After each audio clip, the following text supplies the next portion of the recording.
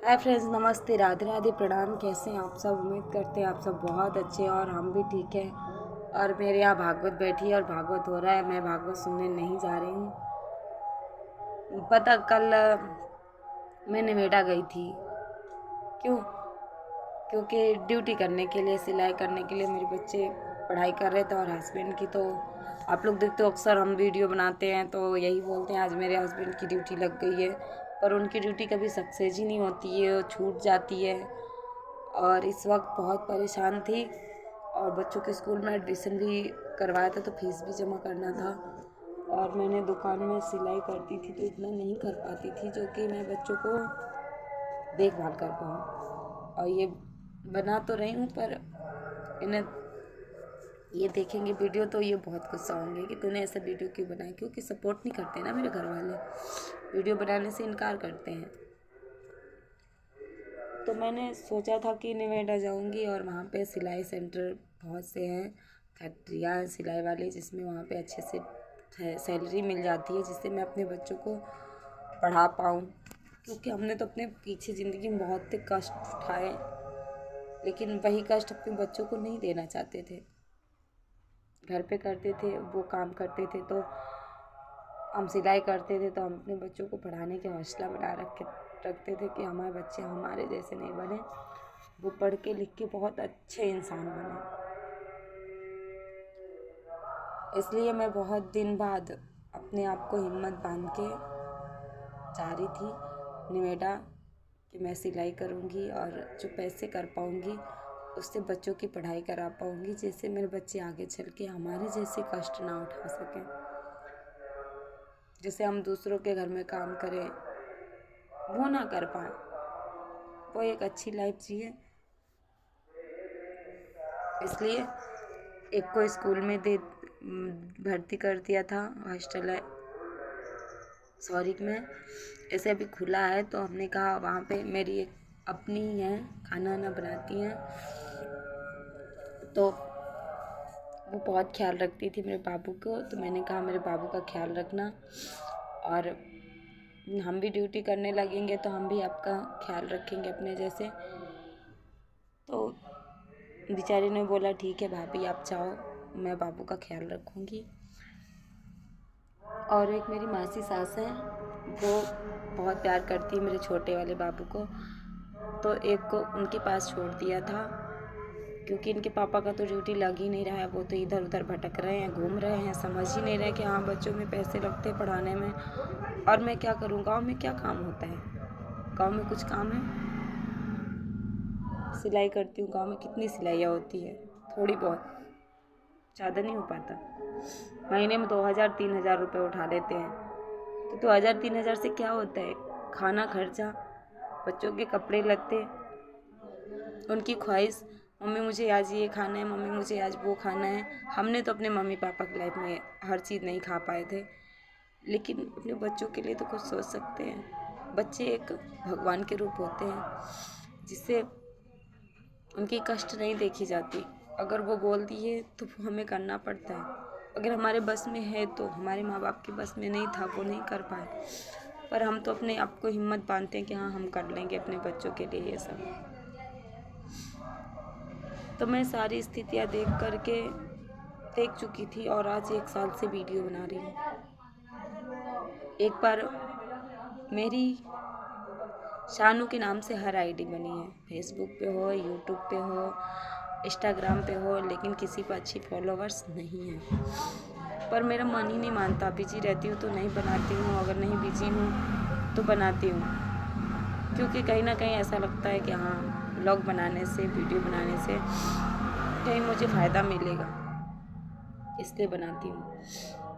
तो मैं आज 1 साल से बना रही हूँ। एक सानू पाल के नाम से मेरा आईडी भी था, जो बहुत अच्छा, उसमें मेरी फॉलोवर्स हो गए थे। तो उस पर 1-2 बार स्ट्राइक आया।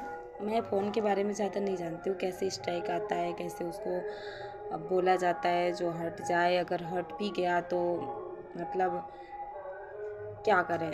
2 बार शायद स्ट्राइक आया था और तीसरी बार में मैंने वीडियो बनाई थी तो एक वीडियो अपलोड हुआ था और एक वीडियो नहीं हो पाया। अब वो चैनल किसी ने हैक कर लिया, वो या तो यूट्यूब ने बंद कर दिया। अगर यूट्यूब बंद किया होगा तो वो चैनल मेरी चलना नहीं चाहिए, बिल्कुल ब्लॉक हो जाएगा, उसकी वीडियो कोई नहीं देख पाएगा। पर वो चैनल मेरा ना ब्लॉक है ना कुछ भी है, वो चैनल ऐसे के ही ऐसे है, पर मेरे मोबाइल से हट गई है, या तो किसी ने उसको हैक किया है या कुछ किया है, मुझे नहीं पता।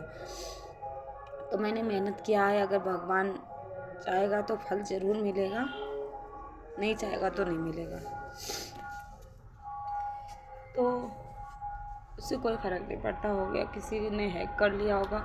अगर गरीब हो जिसको मेरी वीडियो हैक करने से फ़ायदा हो तो हम तो कहें कि वो तरक्की करे, और जिस किसी ने जलन के मारे ऐसा किया हो तो उसके साथ भी ऐसा ही जलन बनती हो। और वीडियो बनाना मेरा मन नहीं करता है, और कभी कभी खाली बैठी रहती हूँ तो बोलती हूँ क्या करूँ, चलो वीडियो ही बनाते हैं, कभी ना कभी तो भगवान फल देंगे ही। वैसे 1-1.5 साल हो गए, कई आईडी बन चुके मेरी, कहीं मोबाइल ख़राब हो जाती है, कहीं कुछ, ज़्यादा पढ़े तो है नहीं कि उसके बारे में कैसे आईडी बनाते हैं। कोई बना दिया तो मुझे वो भी नहीं पता क्या नाम से बनाया, क्या कितना उसमें पासवर्ड डाला, क्या डाला, मैं समझ ही नहीं पाती हूँ, बनाना जानती हूँ बस। तो मैं परसों गई, तैयारी कर रही थी, मशीन वगैरह देखी मेरे कमरे में पूरा उधर रखा है, अंधेरा है, लाइट है नहीं, दिख नहीं रहा। तो मशीन कमरे में रख दिया, दुकान पे गेट नहीं लगा है दुकान में, तो जीना भी खुला है, सीढ़ियाँ भी, तो दुकान में मशीन कब गायब हो जाए कब क्या हो जाए, इसलिए मैं नोएडा जा रही थी तो मशीन को कमरे में रख दिया था, सारा सामान कमरे में रख दिया था कि मैं कुछ दिन ड्यूटी करूँगी, बच्चों की फ़ीस वगैरह जमा कर लूँगी, थोड़े बहुत पैसे करके दुकान में सामान भरवा लूँगी, सिलाई भी करूँगी और मेहनत भी करूँगी। दुकान के चूड़ी वगैरह रखी थी थोड़ी बहुत, तो मैंने कहा अच्छे से रख लूँ तो ज़्यादा ही दुकान चलेगा, इसके वजह से हमने नोएडा जाने की फ़ैसला किया कि उनकी ड्यूटी लग नहीं रही है तो हम ही कुछ करें भाई, क्योंकि पति की साथ देना पत्नी का फ़र्ज़ होता है। तो इसलिए हम उनके साथ हर वक्त हैं, हर समय हैं, उनकी साथ देने की कोशिश करते हैं। अगर कोशिश नहीं करते तो शायद हम बहुत टूट जाते, क्योंकि लॉकडाउन लगी है तब से तो वो कुछ कर ही नहीं पाते बेचारे, काम ढूंढते हैं पर लगता है छूट भी जाता है, तो वो तो हम किस्मत की दोस्त है, किस्मत में है वही होगा, अपना फ़र्ज़ तो पूरा निभाएंगे ही, हिम्मत तो करेंगे ही।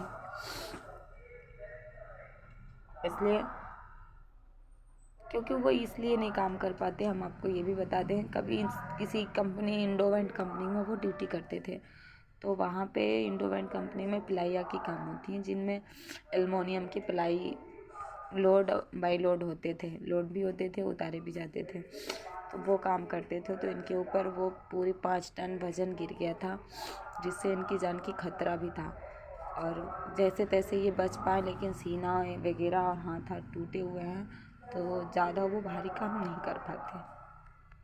तो हम उन्हें ज़्यादा परेशान भी नहीं करते कि नहीं तुम करो, क्योंकि हम जानते हैं अपना कष्ट होता है इंसान को, तो वही जानता है कि हाँ हमें कष्ट है, तो हमें अपने पति की साथ देनी चाहिए, हमें उनकी विरोध नहीं करना चाहिए। नहीं मिल रही काम तो नहीं मिल रही, तो हमने सोचा हम ही अपना कुछ कर रहे हैं अपने बच्चों के लिए, पेट पालने के लिए, पेट है तो सब कुछ है, पेट ना होती तो लोग इतना भटकते क्यों, इतना करते क्यों।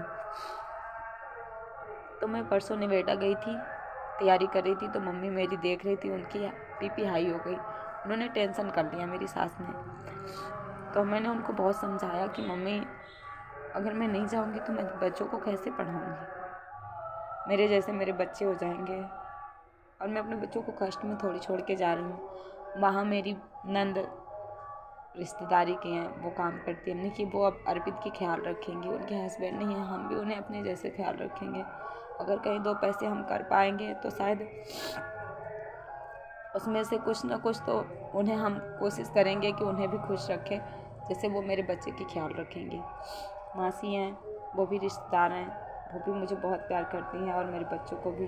तो छोटे वाले को उनके पास छोड़ दिया कि थोड़े दिन के लिए हम जाएंगे, मासी आप तब तक संभाल लेना। स्कूल उनके घर के पास में ही है, सौरिक में, तो उन्होंने कहा ठीक है सालू, मेरा बाबू एक हफ्ता छोड़ के देखे, हमने देखा कि वो अच्छे से रह लेगा। तो इसलिए मेरी मम्मी को टेंशन हो गया कि बच्चों को भी छोड़ के जा रही है, और उन्हें ये नहीं लगा कि अगर बच्चे लेके जाएगी तो कहाँ से कुछ कर पाएगी, पर वो चिंता कर ली और टेंशन से बीपी हाई हो गया। बीपी इतना हाई हुआ उनका कि पलटी वगैरह सब आने लगा। उनकी नब्ज़ बीपी ही नहीं बता रही थी कि कितना बीपी है। फिर दवा ववा मेरे यहाँ किराए पे डॉक्टर पास में रहते हैं बगल में, तो उन्होंने दवा दिया, मम्मी की बीपी देखी। थोड़ी देर बाद तो बीपी 250 पे आया, 250 पे। डॉक्टर ने बोला इनको भर्ती करना पड़ेगा दीदी, वरना ये बहुत ज़्यादा हालत ख़राब हो जाएगा। जब डॉक्टर ने बोला तो हमने कि अब इन्हें भर्ती करा। हमने कि चलो भैया कुछ हुए पर भर्ती तो करना पड़े। उनसे कहा मम्मी चलो, तो बोली ना हम ठीक हो जाएं।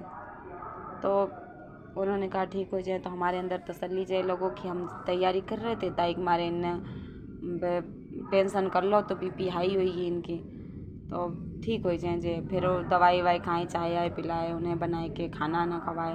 बीपी नॉर्मल हो गई बिल्कुल, जब चिंता करना बंद कर दिया बिल्कुल नॉर्मल हो गई। बीपी आई 130 पे, वैसे 120 100 110 ठीक होता है, तो 130 पे आया। तो मैंने कि मम्मी चिंता कर ली थी, इसके वजह से ऐसा हो गया।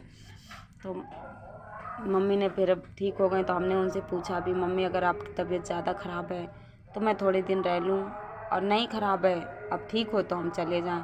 तो उन्होंने बोला कि लल्ले ले जाओ तुम, और हम ठीक है। तो हमने कि लल्ले नहीं ले जाएं, लल्ला छुट्टी हुए तब हम लल्ले लिवाए जाएँ हुन। तो वो अपने नाना के यहाँ घूम आए दिए भाई, और एक मामा की बिटिया है उन्हें लिवाए जाएँ, तो 1-2 महीना बेस हमारे रखें और हम काम करते रहें। स्कूल खुले तो 9 को उनके स्कूल में छोड़ दिए, बच्चा को हॉस्टल में डाल दिए, एक को अपने तीर रखें। तो उन मेरी नंद अंदर आती हैं तो अपने स्कूल छोड़ दिए, तो वे लिवाए लाओ करें। मैंने जो सोचो तो हम अपनी मम्मी से अब पूछ पाछ के तैयार भये और गए। पूरे दिन बाबू लोग के पास हॉस्टल में थी। सुबह 10 बजे चली गई थी, शाम को बैठी थी 6 बजे बस। तो 6 बजे बैठे, बच्चे मेरे बड़े खुशी खुशी भेज दिए। और जैसे ही हम बस बैठ गए और कहाँ पहुँचे, छिबरा मौनी करके बेवर शायद, हाँ बेवर तक पहुँचे। तो हमने ही फ़ोन करो कि मम्मी पता नहीं बीमार होती, शायद टेंशन वेंशन तो नहीं कर रही, देखे क्या कर रही हैं। तो इनके तेरे फ़ोन करे तो भैया डॉक्टर बोलन लगो दीदी मम्मी की तबीयत ज़्यादा ख़राब है। वे पलटी अल्टी और होने लगी, क्योंकि हम चले गए तो वे अकेले बैठ के चिंता और कर रही। तो उनकी पलटी अल्टी, अब हमारो आत्मा घबराए रही। हुन गए, मेरे चैन नहीं पड़ी। फिर हुन ते हम सिलाई के लिए हम बड़ो मशीन नहीं चला पाते हैं, तो हमने कि बड़ी मशीन भी सिलाई तो कर लेते हैं। तो हमने कि बड़ी मशीन नहीं चलाए पर 2 दिन कंट्रोल करबो, हुन सिखाई जाता है तो हम सीख लिए थोड़ी। तो हम गए, आधार कार्ड जमा करिए। हमें दूसरे दिन 9 बजे से 5 बजे तक मैंने बुलाई थी कि 9 बजे से 5 बजे तक आई हो।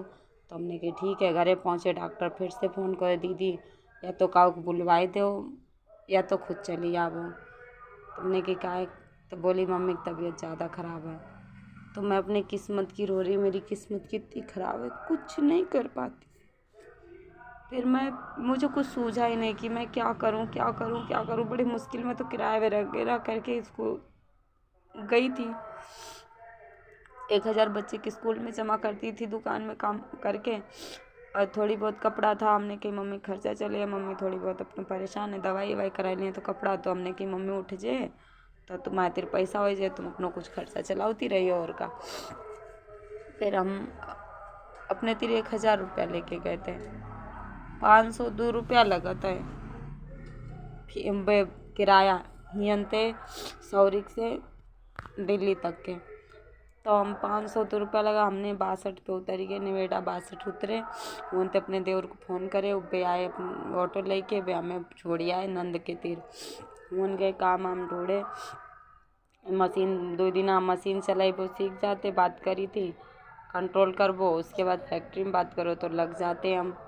लगने से पहले फ़ोन पहुंच गया डॉक्टर को। हमने फिर कछु नहीं सूझो, पर सर टटोए तो किराए भर पैसा, तो हमने क्या अब नहीं रोके, अब हमारी सास सही हो जाए तब ही हम आए। फिर हम लौट ही आए, और जब क्या है भूत कैसे बने हैं। सुबह 5 बजे आए, बाबू तिरुवंशौरी रुके रहे। आए फिर घरे देखे वे बिस्तर पे डरी हैं, खाना आना बनो नहीं है। तो अब हतो ही कौन कौन बना, तो दुई देवरानियाँ हैं, एक अपने आदमी संगे दिल्ली रहता है और को अच्छो खासो कमाई है तो अपना लड़का पड़ा तो अपने अपने जीवन में खुश है। एक है तो वो अपने मायके है और मन में हो तो मायके चली, अनमन में हो तो चली जा। हम भैया हम अपनी जीवन के बारे में कुछ कह नहीं सका, पता का है, क्योंकि हमने लव मैरिज शादी करी है। कितनी कष्ट हो ना अपने दिल में दबा के रख, किसी से नहीं कहा, इनसे कहा कहें।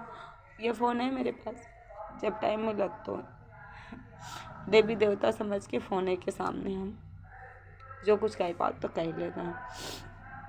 खाना बनाया दिमाग से दौड़त, अब का करे, लौड़न को पेपर हो रहा है, पैसों लगे स्कूल में, किनते मांगे, वो बेचारे काम नहीं लगी, उन्हें 2-3 जगह बहुत अपने बच्चन के लिए भटक रहे, उनसे कहें का अगर ज़्यादा का तो जय कहे कि पैसा ही पैसा मत तरह यार। जो धरती पे तो बच्चों को पढ़ाइयो लिखाइयो खर्चा है तो पैसा तो लगता है, बिना पैसा कोई पढ़ाई लिखाई नहीं। और ये तो है नहीं कि दैया भी अपने कर्म लायक हैं, लौड़ा छोटे छोटे हमारे लाए देखा था। हम अपने किस्मत को भगवान के ऊपर छोड़ते हैं। आज दिक्कत दुखी आते कि आज अष्टमी है तो हम आज व्रत नहीं रहे, हम बहुत नाराज हुए ये ऊपर